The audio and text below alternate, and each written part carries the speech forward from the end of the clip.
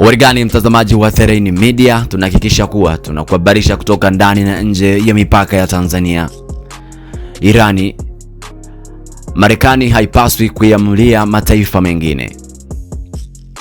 Waziri wa mambo ya nje wa Irani, Abbas Araghchi, amesema kuwa Marekani haiwezi tena kuyashurutisha na kuyaamulia mataifa mengine kuhusu namna ya kuendesha masuala yao ya ndani,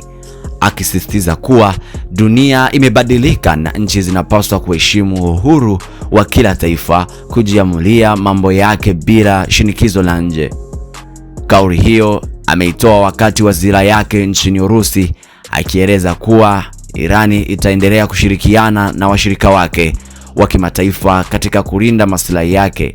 huku akionya dhidi ya kile